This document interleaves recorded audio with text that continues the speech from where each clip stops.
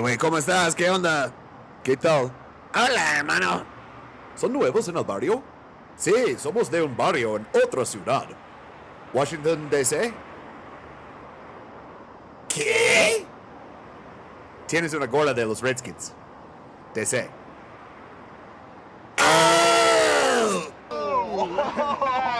Sí, somos de un barrio en DC. Pero no como la CIA o algo así.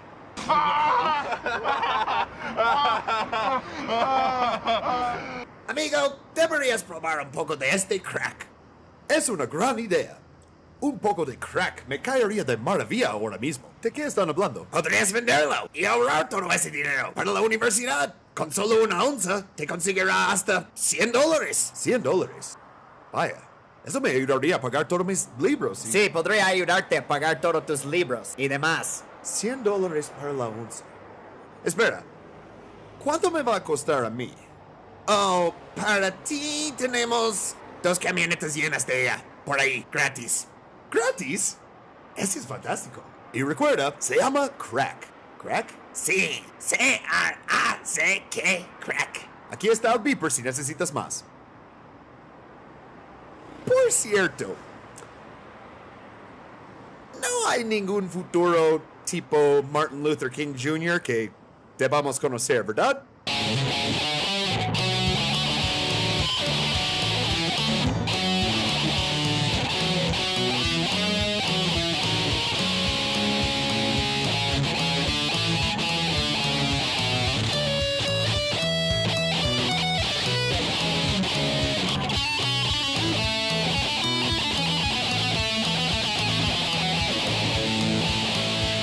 Hasta ahora hemos hablado principalmente sobre los narcotraficantes en Latinoamérica y los gobiernos que los respaldan. Pero ahora vamos al otro lado del muro para conocer a uno de los narcotraficantes más legendarios en la historia de Estados Unidos. Un dealer tan famoso que un rapero le robó el nombre. Freeway Rick Ross. Ricky Donald Ross creció en South Central, Los Ángeles.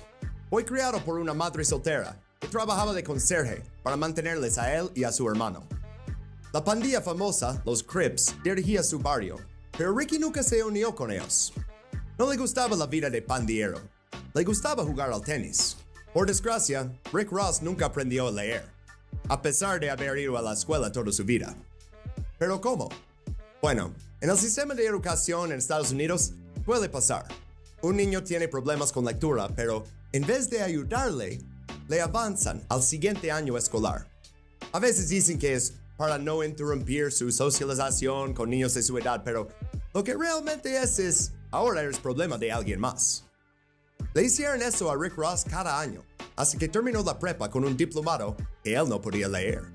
Por eso, Rick Ross no pudo conseguir una beca deportiva y seguir su sueño de una carrera como tenista. Pero le dieron una segunda oportunidad en una escuela de oficios, el LA Trade Tech Junior College. Su profesor de tapicería, el señor Fisher, se encariñó con él y empezó a tutelar al joven Rick Ross. Rick lo veía como una figura paterna, algo que jamás tenía en su vida. Pero a la vez, Rick se preguntaba cómo un profesor de tapicería en una escuela de oficios podía pagar un Cadillac nuevo cada año. En 1981, el señor Fisher le enseñó a Rick su secreto para el éxito. Es trabajar duro, despertar temprano y cada día vender cocaína. Esto fue el secreto. Obvio, ¿no? Ross recuerda, me mostró un poco. Era tan pequeña como la cabeza de una cerilla y me dijo, bueno, esto aquí vale $50 y puedes venderlo y cada vez será más y mejor. El señor Fisher tenía razón. Cada vez es más. Así funciona la adicción con los consumidores de cocaína. Desarrollan una tolerancia y cada vez necesitan más. Pero si llevas toda tu vida siendo pobre, de repente ganas un poco de dinero y luego más, este puede generar su propia adicción. Rick Ross empezó vendiendo gramos de cocaína en South Central, pero para 1982 estaba vendiendo onzas. Eso no fue el plan, como él describe. En sus palabras, al principio, solo íbamos a hacerlo hasta ganar $5,000. Los ganamos tan rápido que dijimos, No, lo dejaremos cuando ganemos 20,000. Luego íbamos a dejarlo cuando hubiéramos ahorrado lo suficiente para comprar una casa. Y bueno, no lo dejó. Se le daba bien y, hasta ese momento, la policía no había fijado en él. Solo había un problema. Rick Ross seguía comprando su cocaína del señor Fisher, y él se puso nervioso al suministrar cantidades cada vez más grandes a Rick Ross. Entonces, para evitar problemas legales, decidió presentarle a su proveedor, un nicaragüense llamado Iván Arguellas. O al menos ese es el nombre que le dio a Rick Ross, pero no era su nombre verdadero. Su nombre verdadero era Claudio Villavencios, y su cocaína venía de otro nicaragüense, Oscar Danilo Blandón. Pero entonces, en octubre de 1983, Iván recibió un disparo en la columna vertebral, dejándolo paralizado y fuera del negocio. Sin la cocaína nicaragüense, el negocio de Rick Ross estaba a borde de colapso. Recuerda, él no tenía conexiones con las pandillas, no era un Crip, no era un Blood. Conoció a su proveedor en su escuela. Sin esa cocaína, ¿cómo podría seguir vendiendo un cuarto de un kilo al mes? Pero el proveedor de Iván, Oscar Danilo Blandón, ya sabía quién era Rick Ross. Veía cómo sus órdenes eran cada vez mayores. Blandón veía a Rick Ross como el traficante en California del Sur con más futuro. Y este fue un futuro que quería compartir, como su socio silencioso. And that'll make history. But first, you gotta get speed. Demon speed. Speed's what we need. We need greasy, fast speed. Blandón no estaba contento con el dinero que estaba ganando. El precio de la cocaína había bajado, pero Norman Meneses se negó a renegociar. Quería cobrar lo mismo que siempre. Para Blandón, eso no fue una opción. Sí, los Meneses contaban con la protección de varios gobiernos, pero pagar demasiado, eso no tiene sentido para un gran negocio. Poco después de empezar a trabajar directamente con Rick Ross, Blandón hizo un trato secreto. Él conseguiría cocaína de sus contactos en Colombia, que repartirían los beneficios al 50%. Pero espera, ¿no se suponía que Blandón solo vendería la cocaína suministrada por los Contras y que todos los beneficios irían a los Contras? Pues, ¿qué crees? A los narcotraficantes les interesa más el dinero que la ideología. Es discutible exactamente cuánto dinero Blandón aún daba a los Contras en ese momento. No puedo ver sus cuentas o sus impuestos. Pero teniendo en cuenta la cantidad de dinero que estaba ganando con Rick Ross, sabemos que los Contras solo recibían un pequeño porcentaje. Pero tanto si financiaba bien a los paramilitares como si no, Blandón seguía protegido. Mientras tanto, Rick Ross observó un cambio en los hábitos de consumo de sus clientes. En vez de inhalar la cocaína, muchos de ellos ahora mezclaban la cocaína con bicarbonato de sodio y agua y la calentaban para hacer piedras que se podían fumar. ¿Recuerdas al principio del video que hablé del freebasing en los 70s y que era un proceso muy difícil, que Richard Pryor se incendió por intentarlo? Esto fue antes de que la pobreza de la cocaína en Estados Unidos aumentó un 50% y el precio bajó a un tercio de lo que costaba antes. Ahora, cualquiera podría hacer crack en su cocina. Siempre emprendedor, Ross empezó a hacer este trabajo para sus clientes, cocinando Ready Rock. We didn't call it crack, we called it Ready Rock because when people used to come by in the mornings to get their dose, they wouldn't have their cooking utensils. And we started cooking it for them, and then we would call it Already Rock. It was Already Rock. And, you know, in the streets, they just started calling it Ready Rock. Normalmente, Ross no vendía nada por menos de $100, pero comercializaba estas rocas preparadas por tan solo como $20. Eran muy frágiles, entonces, cuando una roca se rompía en pedacitos, Ross vendía los pedacitos en $5 o $10. Al principio, los envolvía en hoja de aluminio, pero luego cambió a estos pequeños frasquitos que para mí simbolizan la epidemia. Breve pausa para una historia personal. Mi hermana nació en 1986, el peor año de la epidemia de crack en Nueva York. En aquel momento, mi familia vivía en el East Village, al lado de Tompkins Square Park. Es bonito vivir al lado del parque cuando tienes hijos chiquitos, ¿verdad? Bueno, cuando mi mamá llevaba a la pequeña Anastasia a jugar en el arenero, primero tenía que limpiarlo y quitarlo todos los frasquitos de crack. En nuestro nuevo edificio, estábamos en la planta baja, y era un edificio que no contaba con elevador, entonces estar en planta baja te conviene mucho. Pero aún mejor que eso fue el acceso a un pequeño patio trasero que teníamos. Ahora, nuestros hijos pueden jugar ahí, pensaron mis papás. Compartimos ese patio trasero con nuestro vecino del departamento del sótano. Y en Nueva York, muchos de los edificios tienen departamentos en el sótano, como sin luz natural, y no quieres saber cuánto cobran. Bueno, este vecino se llamaba John, y después de poco tiempo de vivir ahí, me explicaron que John era un adicto a algo que se llamaba heroína. Tengo algunos recuerdos positivos de él. Una vez nos ayudó a mí y a mi hermana a pintar unas macetas para hacer más bonito el jardín. Pero me acuerdo mucho más claramente un fin de semana cuando tenía 8 o 9 años y mi mamá cerró la puerta al patio trasero con llave y me dijo, no puedes salir ahorita. Pues le pregunté por qué y no me quería decir. Entonces de metiche me asomé por la ventana y no vi nada peligroso, al menos según yo. Solo vi a John. Estaba medio dormido abriendo y cerrando los ojos y tenía algo en su brazo. Aún no sabía que era una jeringa con heroína. Pero mientras se iba empeorando su hábito, era más y más difícil de ignorar. Empezó a robar cosas de mi papá. Primero unas herramientas, luego su bicicleta. Entonces mi papá dejó de guardar sus cosas en el patio y pusimos una capa de seguridad, pero John seguía en lo mismo. Al final, robó la gasolinera a punta de navaja y terminó en la cárcel. En nuestra calle estaban representados todos los niveles económicos de Manhattan.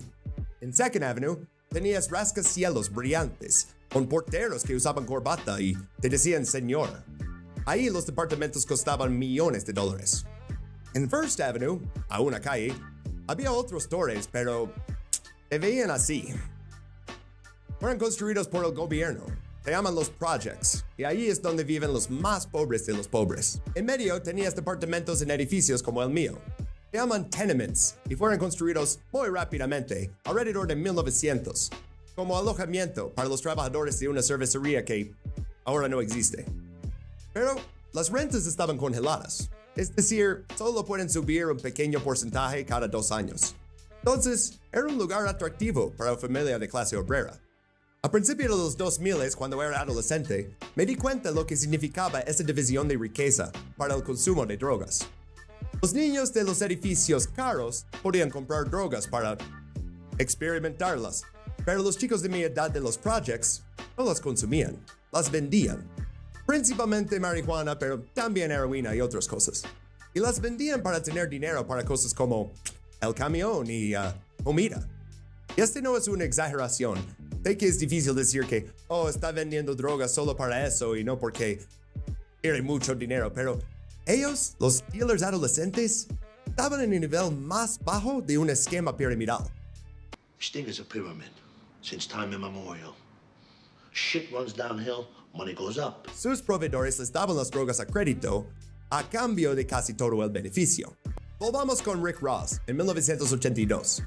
Su éxito vendiendo Ready Rock fue copiado por otros traficantes. Y mira, quiero aclarar algo. Hay gente que cuenta esa historia y dice que Rick Ross inventó el crack o que inventó el freebase y eso no es cierto. Incluso cuando él cuenta la historia dice que vio a sus clientes hacerlo primero. Pero hay una cosa de que podemos estar seguros. Rick Ross lo popularizó. Otros traficantes veían como crack tenía mayor margen de beneficios. También una base de clientes más amplia. Era una lección obvia. Lo podemos pensar así. Si la cocaína es una corte de carne, un filete, crack es una hamburguesa. Check this out, man. I got these burgers, man. They some double cheeseburgers. Nigga, I just ate. Una hamburguesa callejera, no, peor, una hamburguesa de McDonald's. Pero piensa en el dinero, porque eso es lo que hacen los traficantes. ¿Quién gana más dinero? ¿El dueño de un asador de 5 estrellas que vende esos filetes súper caros, pero solo vende unas docenas al día? ¿O el dueño de McDonald's, que vende hamburguesas chafas de $5, pero vende millones? Any of y'all want a hamburger? Los traficantes de crack tenían otra cosa en común con el McDonald's también. Primero ves a uno, luego a dos, y al siguiente día están en todos lados y te preguntas, ¿de dónde vinieron todos estos? Tenía otra cosa en común con el Automac. Ni siquiera tienes que bajar de tu coche para que te sirven. Pero no todo se vendía en las esquinas. En ese momento, al principio de los 80s, empezó a surgir un nuevo fenómeno.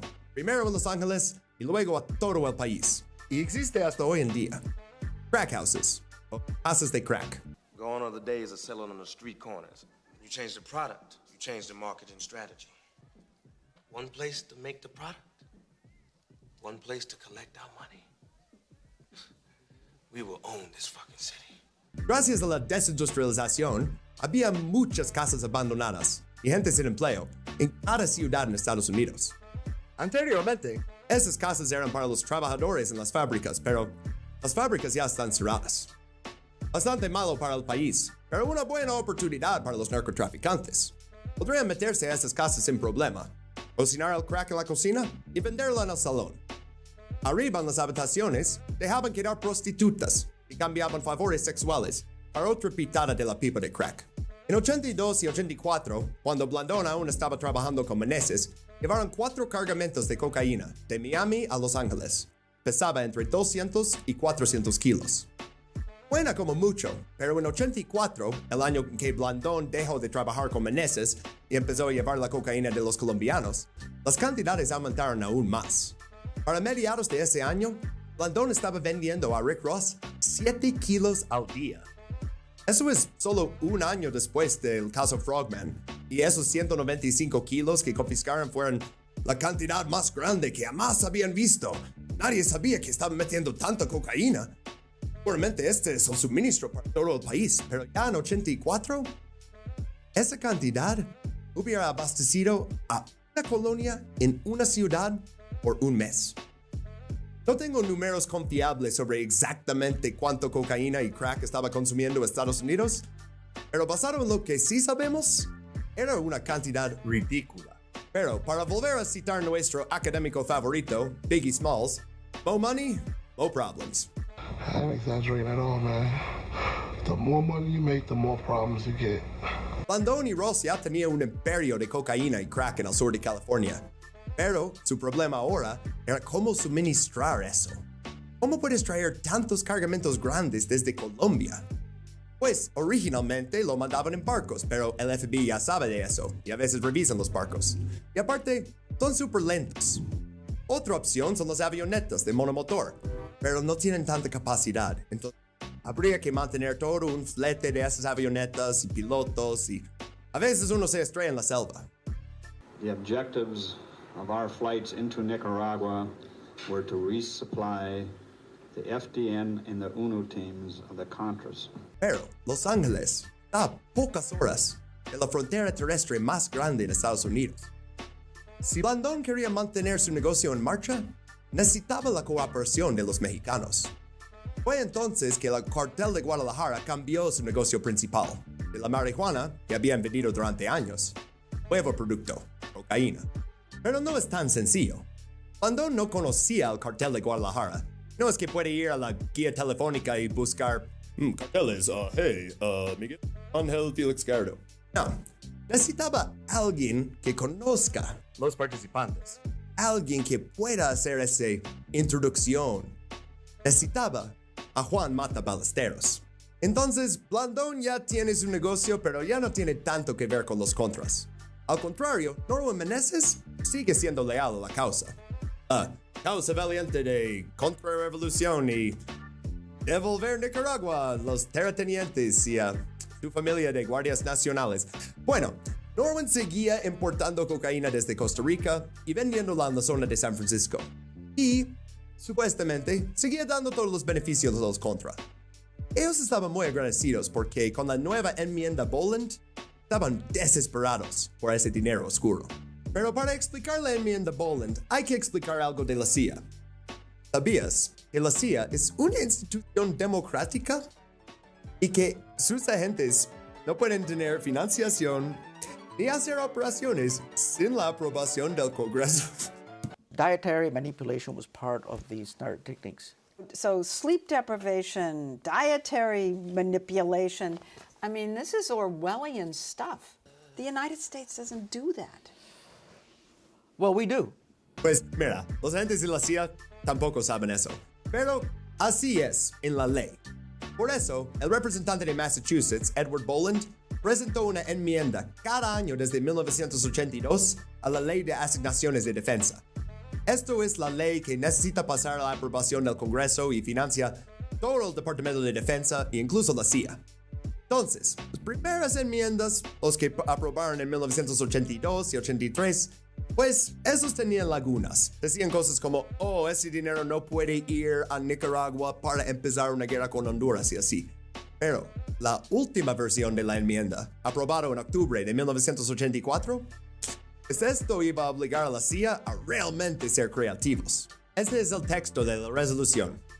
Durante el año fiscal 1985, ningún fondo disponible para la Agencia Central de Inteligencia, el Departamento de Defensa o cualquier otra agencia o entidad de los Estados Unidos involucrada en actividades de inteligencia puede ser obligado o gastado con el propósito o que tendrá el efecto de apoyar, directa o indirectamente, operaciones militares o paramilitares en Nicaragua por cualquier nación, grupo, organización, movimiento o individuo. Bastante bien, ¿no? And we're against terrorism. But we're supporting terrorism when we support the Contras. I've been down there. Let me tell you, they're committing acts of terrorism against the people in Nicaragua. Y entonces, la CIA no tenía elección. Tenía que dejar todo su proyecto. Ya que alguien diga tú y Clarence que empaque todo lo que tenemos sobre los Contra en cajas. Y luego que los ponga en mi coche, porque yo los voy a llevar a la Casa Blanca. Tengo que entregarles al nuevo director de la ayuda secreta a los Contras. No, pero no trabaja para la CIA, entonces es completamente legal. Absolutely fucking not. Trabaja ahí directamente con Reagan. Es un teniente coronel en los Marines. Se llama Oliver North. ¿Lo conoces? No puedes detener a la CIA de hacer algo que ya están haciendo y que quieren seguir haciendo. Cambios de gobierno no importa. Demócratas o republicanos no importa. El Congreso, el Senado, tu gobernador, nada de eso importa. Well, I don't believe the Congress of the United States has been able to control the Central Intelligence for 20 years. They've been working as apologists for them. La CIA sigue haciendo lo que siempre ha hecho desde su fundación en 1947. La única manera que la legislación podría detenerlos es cerrar la Agencia Central de Inteligencia. Sin eso, van a seguir haciendo lo que siempre han hecho. ¿Conoces cualquier de los gringos en esta historia? A lo mejor es él, Oliver North. Porque, a gran diferencia de lo que debería haber pasado, no está en la cárcel. De hecho, nunca se hizo responsable por nada que hizo. Ahora, gana millones de dólares en Fox News y también vendiendo libros que, por cierto, no recomiendo, pero leemos una cita de uno de sus libros sobre este momento. A medida que el verano de 1984 llegaba a su fin, me sentía como si estuviera a horcajadas sobre un cañón. A un lado estaba la resistencia, siempre en expansión, siempre necesitando más. Al otro lado estaba la CIA, que retiraba constantemente su apoyo. Para Norman Meneses, esta enmienda fue el nuevo problema, pero sumado a su problema original. Sus sobrinos pendejos. Al fin de 1984, Jairo Meneses fue detenido de nuevo cuando la policía encontró medio kilo de cocaína en uno de sus almacenes.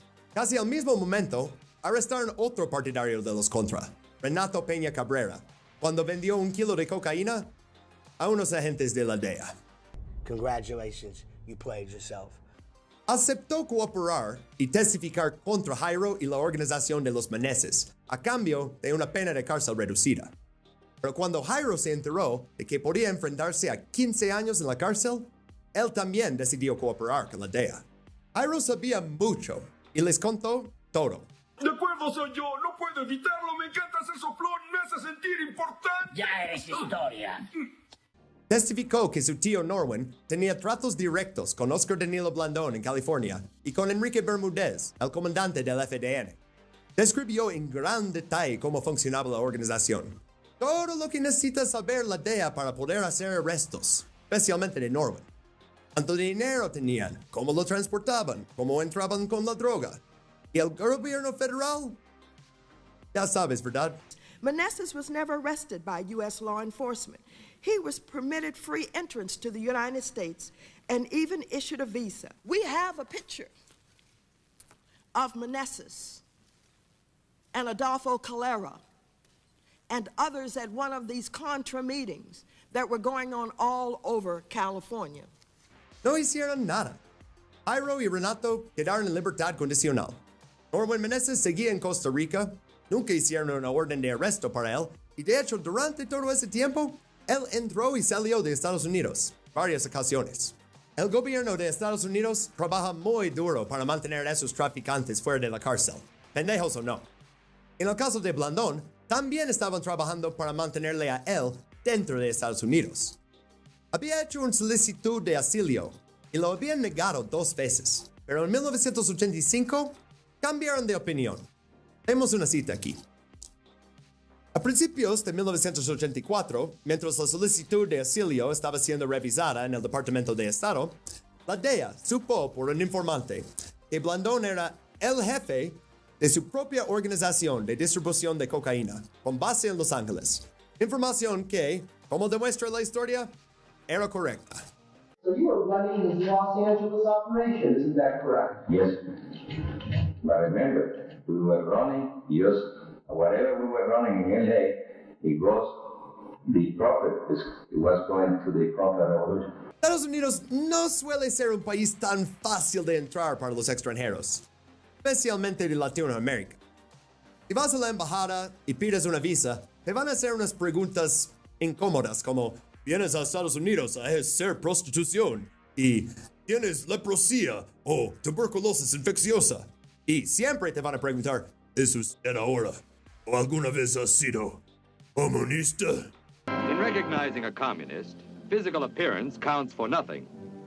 If he openly declares himself to be a communist, we take his word for it. But there are other communists who don't show their real faces. Pero, jefe de una organización de distribución de cocaína, ¿qué importa eso? La vas a vender en los barrios negros, ¿verdad? Está bien.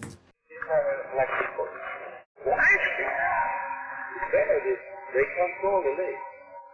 People that come forward. I don't like that. They pay cash, all right? They pay cash.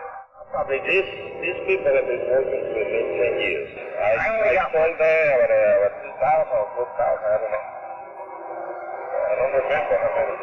Every time it's with them. I don't drive with anybody else. It's with them.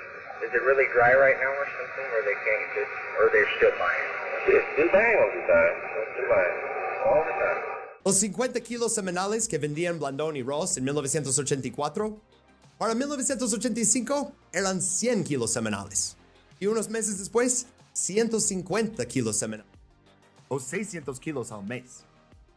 ¿Qué otro negocio puede presumir de un crecimiento de 300% en 2 años? Esta expansión no vendía solo porque los adictos estaban fumando más crack. Sí, pero también estaban generando toda una nueva generación de adictos. Ese estereotipo que tenemos de el adicto al crack o crackhead, de alguien homeless que tal vez tiene algún trastorno mental, pues ese nomás es un estereotipo. En 1985, todos estaban fumando crack. Tu médico, tu sacerdote, tu profesor, hasta tu alcalde. If you do need medical help, we can give it to you. We have cut our waiting lists for drug treatment from about 12 weeks down to about 2 or 3, 4 days at the most now.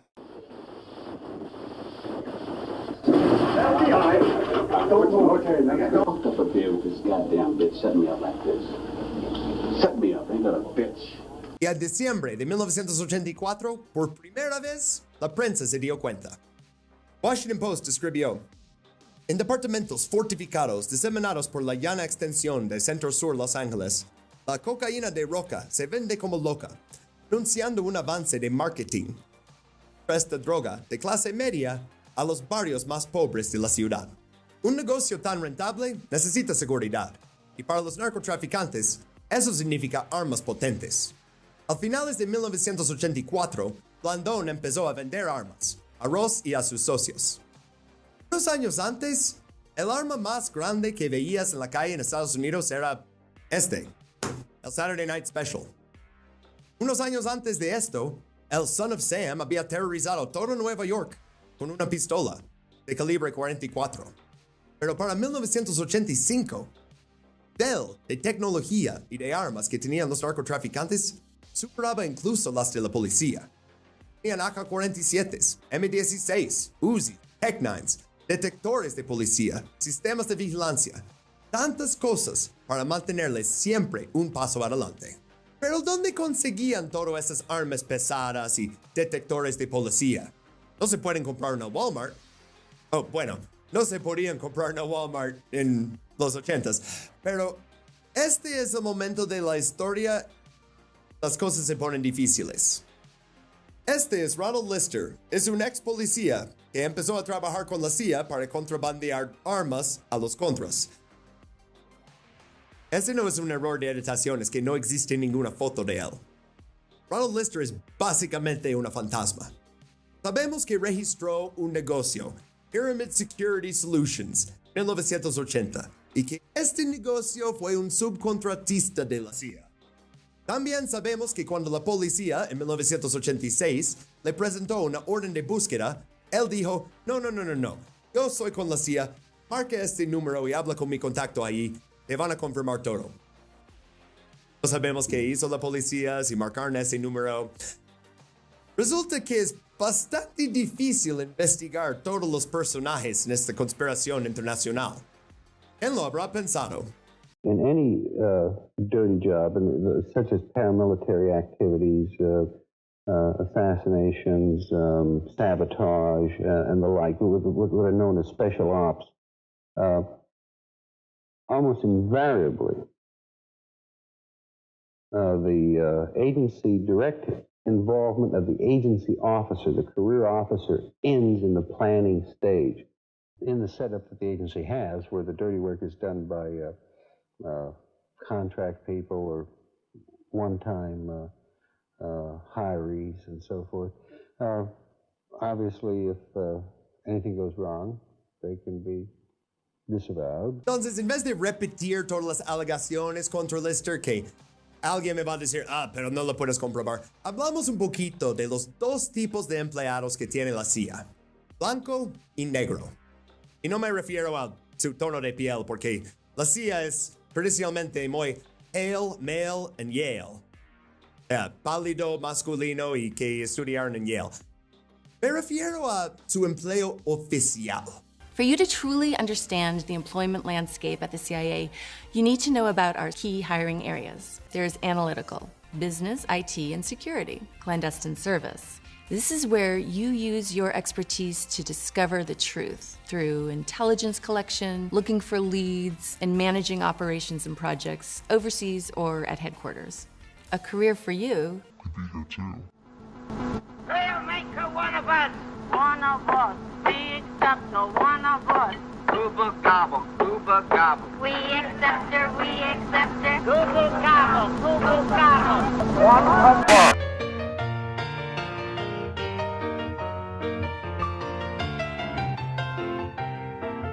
Hay empleados de la CIA que si lo conoces en una fiesta o un asado y dices, ¿a qué te dedicas? Te pueden decir, trabajo en la CIA. Van ahí en su coche todos los días, al cuartel ahí en Langley, estacionan, van a su escritorio y leen y escriben documentos. Estos son los empleados blancos. Pero esos empleados blancos no se pueden encargar del trabajo difícil de espionaje o de operaciones secretas. Si les descubren haciendo una de esas cosas, podría ir muy mal para la CIA. Necesitan siempre tener negación plausible. Edward Snowden era un empleado negro de la CIA. Oficialmente, trabajaba en Booz Allen Hamilton, haciendo seguridad, vigilancia de todos los sistemas informáticos del país. Otra era Valerie Plame. Ella era una agente encubierta de la CIA durante años, pero se fue en contra de la administración Bush y ¡upsi!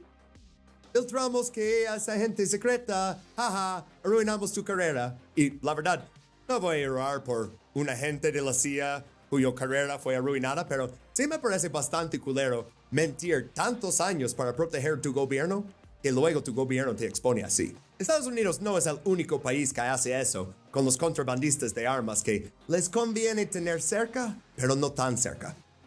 Según el gobierno ruso, Victor Bout es no más un criminal, un traficante de armas internacional, pero que tiene nada que ver con el Estado ruso. Me encantaría poder demostrar más cosas sobre Ronald Lister, pero No puedo y no quiero incluir información no confiable en este video. Are you aware of a money trail that was identified by the DEA and the FBI from the drug ring in Los Angeles through a Mr. Lister and Morello to a bank in Miami and from there to the Contras? Do you know who Mr. Lister is? Lister? Yes. Lister. From Los Angeles? No. Why the fuck you lying? Why you always lying? Did you ever hear about the Blandone drug ring? There were 200 Nicaraguans involved. There was a big raid in Los Angeles on 14 properties of Danilo Blandone's, drugs supplied to him by Meneses. It was a big deal.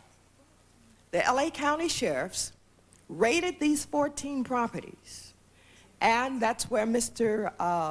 Lister identified his connection with the CIA, and that's where they found drug scales, small amounts of drugs, cutting agents, and other kinds of things. With that many Nicaraguans involved in a big drug raid, are you saying that you never heard about it? No one ever discussed it? No.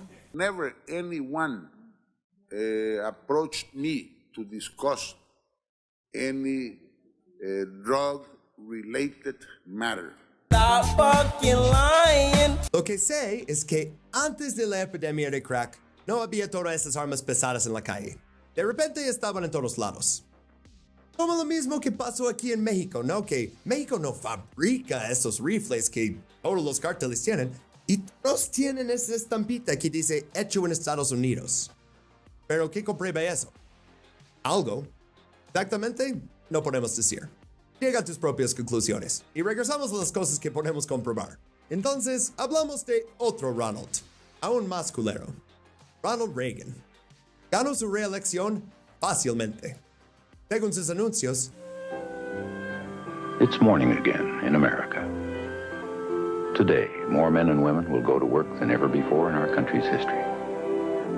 With interest rates at about half the record highs of 1980, nearly 2,000 families today will buy new homes, more than at any time in the past 4 years. This afternoon, 6,500 young men and women will be married. And with inflation at less than half of what it was just 4 years ago, they can look forward with confidence to the future. It's morning again in America. And under the leadership of President Reagan, our country is prouder and stronger and better.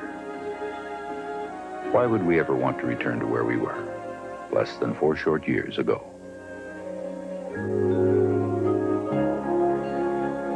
Pero en febrero de 1985, justo después del juramento de su segundo mandato, Reagan anunció su nueva doctrina. Luego lo decimos la doctrina Reagan, y dijo, no debemos romper la fe con aquellos que están arriesgando sus vidas en todos los continentes, desde Afganistán hasta Nicaragua, para desafiar la agresión apoyada por los soviéticos y asegurar los derechos que nos pertenecen desde nuestro nacimiento. ¿Qué es eso de Afganistán? Bueno, ya hice un video sobre Operación Cyclone, la operación en que Ronald Reagan daba armas y entrenamiento y dinero a los mujahidines que más tarde se convertirían en... ya saben. Your cause is right and God is on your side. We're supporting terrorism. Pueden ver el otro video si quieren. En este, seguimos hablando de Latinoamérica. Entonces, empecemos con los países productores de cocaína. ¿Recuerdas al principio del video como la mayoría de la cocaína en Estados Unidos venía de Bolivia y luego Perú y ya para este punto viene de Colombia a través de México? Pues, ¿qué está pasando en Colombia? No hemos hablado de este país en un buen rato. Recuerdo de ese chico que estaba en el gobierno, no, en la Cámara de Representantes, Pablo Escobar. ¿Qué está haciendo ahora en 85? Ah, sí, financiando paramilitares para tomar el Palacio de la Justicia. Ay, es como si todo ese dinero y las armas y poder político que Estados Unidos entrega a criminales que asesinan como parte de su modelo de negocios. Y esto tiene un impacto muy severo en sus países de origen. Pero ¿qué tal si toda esa violencia inestabilidad que genera, ¿qué tal si esto fue el punto de toda la guerra contra las drogas, especialmente en Latinoamérica, especialmente durante Reagan? Perdón, me descontrolé. Al menos Colombia no es comunista. 1985 fue un año de extrema violencia. Resulta que mantener un imperio de narcotráfico es muy difícil cuando la gente sigue haciendo preguntas. Panamá, el ex viceministro de Salud, Hugo Spadafora, dijo a sus amigos que iba a la ciudad de Panamá. Dijo que ahora tenía todas las pruebas necesarias para comprobar definitivamente que Manuel Noriega estaba involucrado en el narcotráfico. Pero Spadafora nunca llegó. Encontraron su cuerpo en una zanja, cerca de la frontera con Costa Rica. Le habían torturado extensivamente antes de matarlo. Tristemente, esas pruebas definitivas que traía con él desaparecieron. Lo mismo que pasó en el mismo año a un agente de la DEA que estaba trabajando en México, Enrique Kiki Camarena Salazar.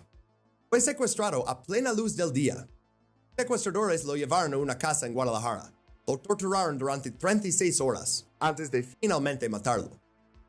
Según el gobierno de Estados Unidos y el gobierno mexicano, el único responsable de todo eso fue Rafael Caro Quintero. Pero, como dice la canción, yo no maté a Camarena, les dijo el número 1, Rafael Caro Quintero.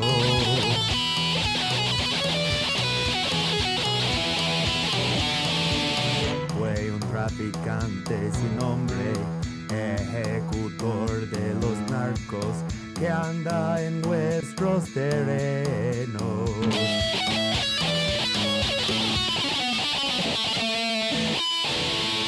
Pero entonces, ¿quién era aquel traficante sin nombre, el matanarcos? Pues, ¿quién crees, güey?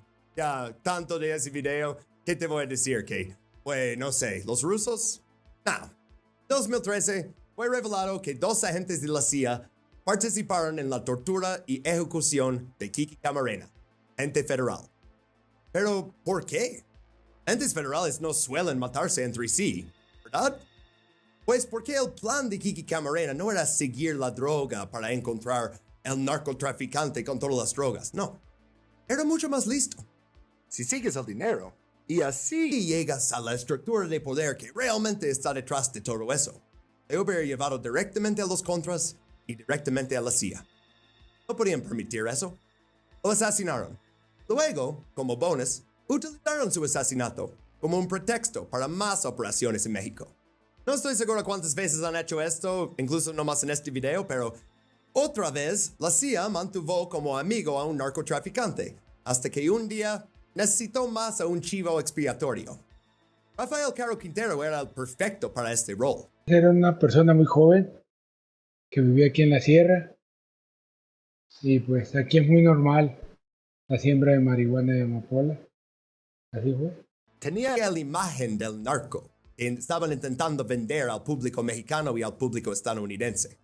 Pero todas sus operaciones de narcotráfico, llevar cocaína de Costa Rica a México y de cruzar la frontera con esa cocaína, fueron protegidos por la CIA, por el gobierno estadounidense y por el gobierno mexicano.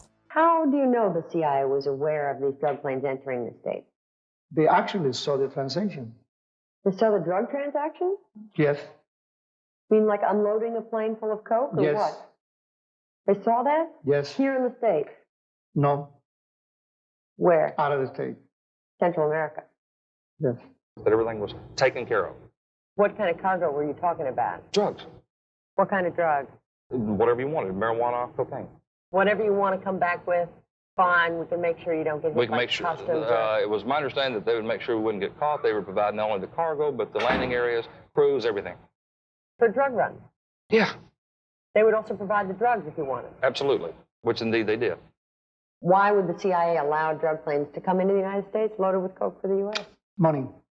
Esta imagen del narco como un criminal, un bandido, separado del gobierno, que el gobierno está intentando cazar, pero, no sé, el narco es muy listo.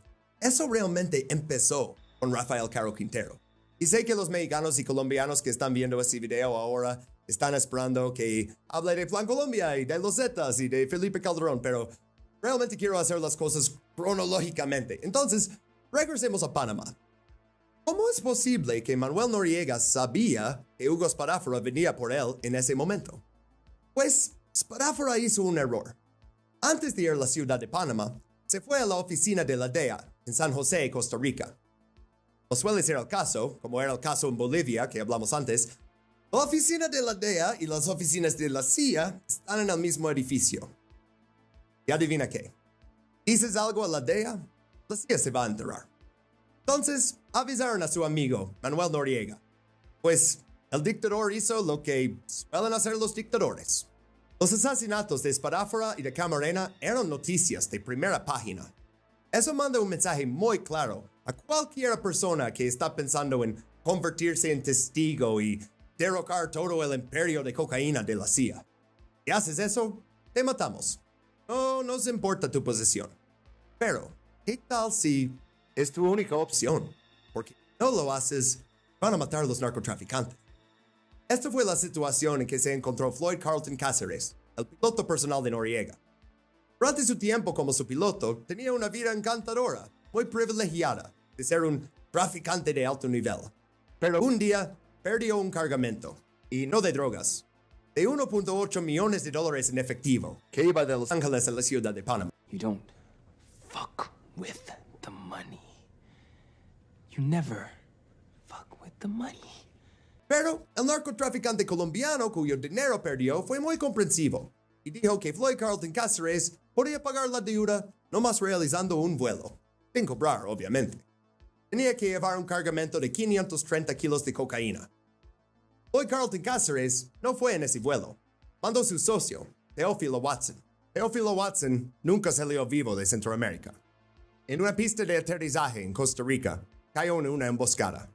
Fue asesinado y la cocaína fue robado. ¿Sabes quién era el dueño de esta pista de aterrizaje? Un ranchero gringo que se llamaba John Hull. También era un agente de la CIA. They say you were running contrary operations on lands that you own or manage. That's not true. Never have? Never have. I never will. He says he doesn't work for the CIA. He says he was never involved in any of this stuff. He says he was merely a man who transported the wounded. Is that true? Bueno, está en juego su palabra con el de la CIA. El jefe de la CIA en Costa Rica a mí me dijo que era de la CIA. Floyd Carlton Cáceres tuvo suerte de no estar en ese vuelo. Sin embargo, sobrevivir presentó otro problema. Ahora era enemigo de los traficantes colombianos, algo que realmente no quería ser en ese momento en los 80s. Entonces, en enero de 1986, se presentó en la oficina de la DEA y ofreció contarles todo. Normalmente no soy muy fan de hablar con la policía, pero pierdes $1.8 millones y luego 530 kilos de cocaína de los traficantes colombianos. ¿En qué momento crees que te van a dejar de perseguir? Entiendo ir a la DEA por protección. Cuando dije ofreció contarles todo, realmente quería decir todo. Tus palabras. Me puse en contacto con agentes de inteligencia de la Embajada de Estados Unidos en Panamá. Les pregunté, ¿no han oído mi nombre? Me respondieron, sí, lo hemos oído. Entonces les dije, diferentes ocasiones he enviado gente a hablar con ustedes para que me entrevisten. Pero ustedes siempre me dicen que no tienen nada que hablar conmigo. Y el hecho es que creo que puedo presentarme ante el sistema judicial estadounidense y hablar de muchas cosas que están ocurriendo en este país. Incluso puedo demostrarlas. Y que me preguntaron, ¿cómo qué? Yo respondí, lavado de dinero, drogas, armas, corrupción, asesinatos. Cuando mencioné el nombre del general Noriega, se molestaron inmediatamente. Aunque los agentes accedieron a proteger su vida, no volvieron a entrevistarle hasta que Noriega se convirtió en enemigo. En 1991, Floyd Carlton Cáceres sería el testigo estrella en el caso del gobierno contra Noriega. Declaró sobre la cocaína que llevaba a Estados Unidos. También sobre las armas que llevaban los Contras. También habló de cómo llevaba armas a otros paramilitares en El Salvador y el M-19 en Colombia. Son historias bastante explosivas, pero el fiscal solicitó, y el juez aceptó, que se eliminara del acto oficial cualquier mención a la CIA. El juicio de Noriega, al igual que la mayoría de los juicios de Narcos es un teatro y el público estadounidense necesitaba ver a Noriega como el malo y el gobierno como el bueno. Así es como funciona en las películas de vaqueros, entonces, ¿por qué no sería igual en la política? Their enemy is the whole white race, Mr. Delacour. Nadie quiere ver una historia con puros villanos. Pero por desgracia, eso es exactamente lo que tenemos en esta historia. Los únicos héroes que se me ocurren tal vez son los investigadores que sacaron el negocio sucio a la luz, pero todas las personas implicadas, desde los dictadores militares hasta los agentes de la CIA, son auténticos pedazos de mierda. Lloyd Carlton Cáceres no fue el único testigo, digamos, inusual en ese juicio. Carlos Leder también subió al estrado. Testificó que el cartel de Medellín, su organización, dio $10 millones a los Contra. Pero el fiscal no le preguntó cómo gestionaba el transporte. Ya lo sabía. En 1985 se reveló que para transportar cocaína hacia el norte y dinero y armas hacia el sur, la CIA les proporcionaba aviones de su empresa Southern Air Transport. Es difícil hablar de Southern Air Transport sin meterse a fondo del escándalo Irán-Contra y realmente eso va más allá de los límites de ese video. Pero si viste mi video sobre la CIA y la heroína, recordarás Air America. Pues Southern Air Transport es su otra aerolínea de contrabando. La única diferencia es que en Latinoamérica, en vez de cargar los aviones con heroína y con opio, cargan con cocaína. Pero realmente era lo mismo. Va a una dirección con las drogas y regresa con dinero y armas. Y oficialmente, esa aerolínea es una aerolínea privada y no tiene nada que ver con la CIA, y los empleados de esa aerolínea no existen. I took 2 loads, small aircraft loads, of weapons to John Hull's ranch in Costa Rica and returned back to Florida with approximately 1,000 kilos of cocaine. Su papel como transportistas para todos los narcotraficantes elegidos de Latinoamérica salió a la luz gracias al escándalo Irán-Contra. Pero en las audiencias del Congreso sobre ese escándalo, no se mencionó nada de la cocaína. Al menos por parte del gobierno. Importuned the government of that country not to let the ship in.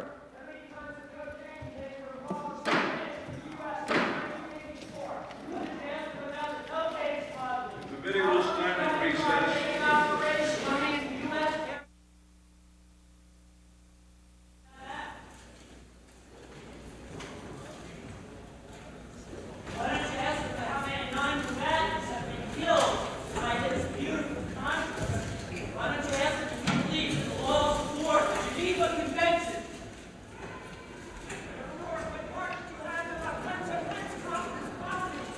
The committee will stand in recess for 10 minutes. Pero volvamos a Manuel Noriega. ¿Y qué pasó exactamente? ¿Por qué dejó de ser our man en Panamá después de tantos años? Pues la respuesta no está en Centroamérica, está en Europa. La invasión de Panamá se produjo un mes después de la caída del muro de Berlín. Con eso, los gringos perdieron su pretexto clásico de los soviéticos están intentando tomar Centroamérica. Ya no podían ni mantener su control en Europa del Este, pero los pretextos ya no importaban. Como la única superpotencia, Estados Unidos ya estaba libre de hacer lo que le daba la chingada gana. Nuestro presidente en aquel entonces era un exdirector de la CIA. A new world order now within our reach. Como su primer acto en el nuevo mundo unipolar, George H.W. Bush destruyó a Panamá. Oh, pero con bombas de precisión. ¿Te parece preciso? Y extraditó a Manuel Noriega en un avión de la DEA. Esa invasión le fue tan bien que 2 años después ya estaba listo para otro. Pero esta vez un enemigo mucho más lejos, también mucho mejor armado. Saddam Hussein. Pero todo esto pasó después. En 1986, Manuel Noriega, al igual que Saddam Hussein, December 20th, 1983, you were meeting with Saddam Hussein. I think we have some video of that. Tell me what was going on during this Where did you get this video? From the Iraqi television? This is from Iraqi television. When did they give it to you? Recently or back then? We've dug this out of the CNN library. I see. Isn't that interesting? There I am.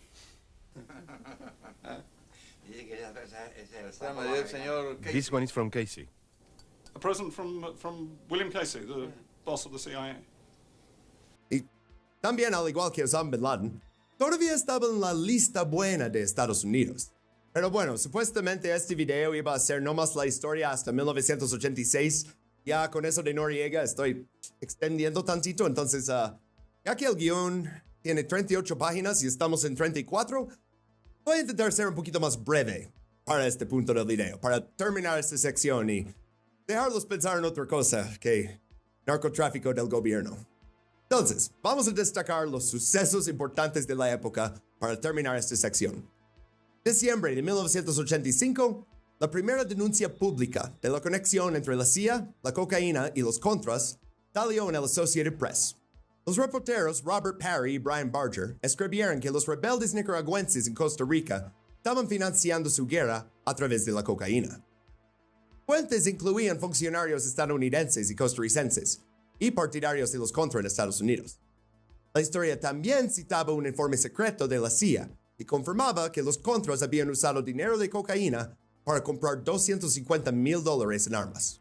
La CIA mantiene contactos en cada medio de comunicación en Estados Unidos. Principalmente es porque no les gusta ver sorpresas en primera plana. Quieren saber de las historias perjudiciales antes de que salgan público, para preparar su defensa, destruir lo que necesitan destruir y mantener su negación plausible. Pero la primera opción, en vez de defender, siempre es acabar con la noticia. ¿No puedes hacer eso? Eliminar los detalles claves. Entonces, a petición del gobierno estadounidense, los editores de Associated Press omitieron las acusaciones contra John Hull. ¿Te acuerdas de John Hull, el ranchero, agente de la CIA, en Costa Rica, que mató a Teofilio Watson por su cocaína?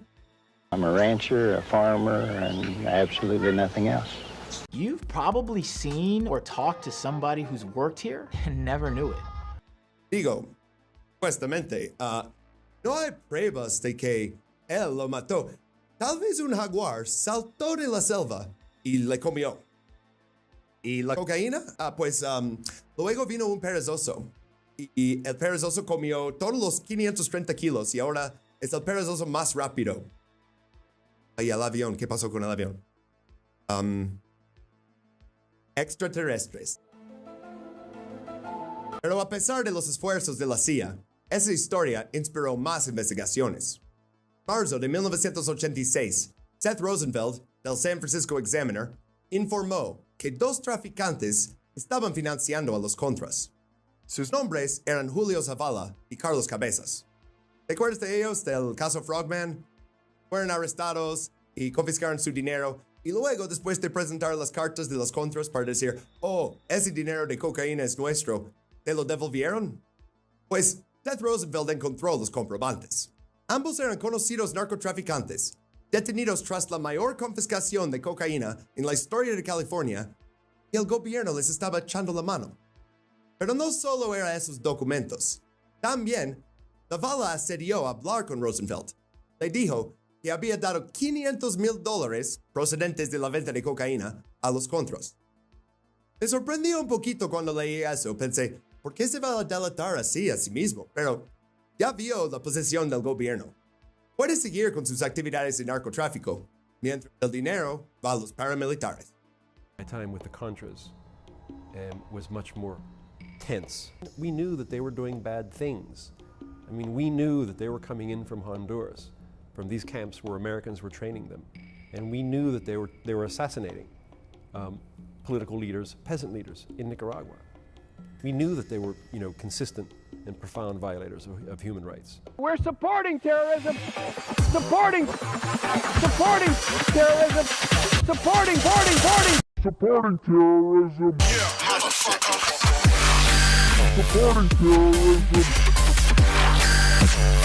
Supporting terrorism. Supporting terrorism. We're supporting terrorism when we support the Contras. Seguir las pistas en California llevó Rosenfeld a Centroamérica. Para junio tenía otra historia. Informó sobre los vínculos entre Norman Meneses y la FDN.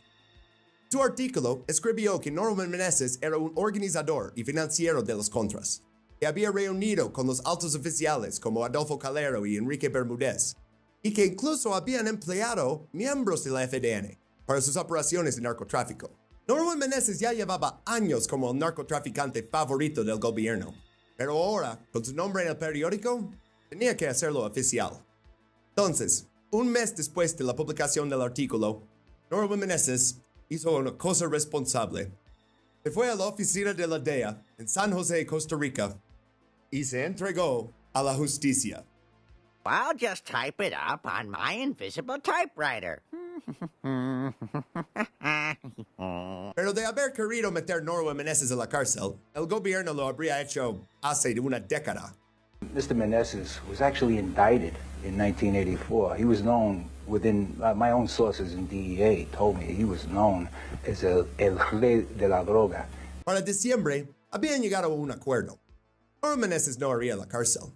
Iría a Colombia, Panamá y a Estados Unidos como un informante confidencial. Ah, y se me olvidó mencionar, pagado. Los siguientes 2 años, de 87 a 89, Norman Meneses ganó decenas de miles de dólares por informar en su competición.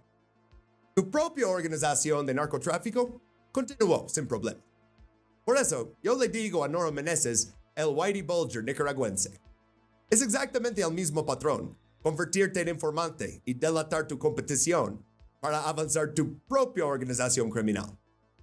Y ni necesitamos ese ejemplo de Estados Unidos, también es lo que hizo Luis Arce Gómez en Bolivia con Roberto Suárez Gómez, o lo que hizo Felipe Calderón con el cartel de Sinaloa, pero esa historia es después de 86, entonces vendrá en segunda parte.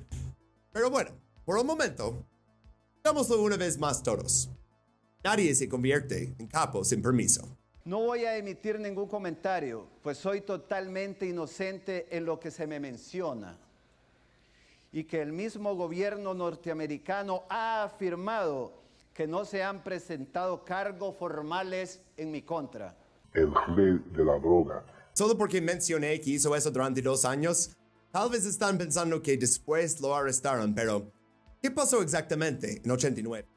Pues Norman Meneses era un activo de la CIA y un informante de la DEA. Pero, para el FBI, más era un traficante más. Ellos seguían investigándolo y en 89 emitieron una acusación y un orden de arresto. Pero misteriosamente, la decisión fue tomada por alguien muy arriba de sellar esa acusación. Mira, Norman Meneses puede ser un traficante de cocaína, pero es nuestro traficante de cocaína. This is big business. This is the American way. Me encantaría tener más pruebas sobre Ronald Lister y un montón de otros personajes cuyos nombres no incluí en ese video, justo por eso, porque no tenía tantas buenas pruebas sobre su participación. Pero ¿sabes qué? Realmente no importa. Con no más lo que presenté en ese video, sigue siendo una conspiración internacional. Siguen intentando desestabilizar todos los países en Latinoamérica. Pero también tienen otro fin.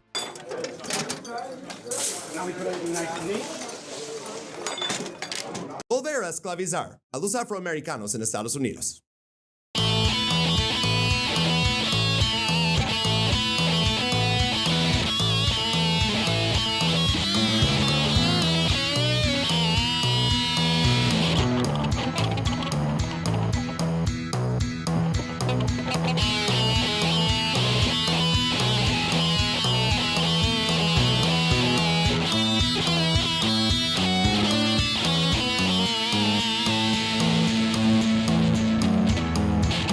Dijo el número 1, Rafael Caro Quintero.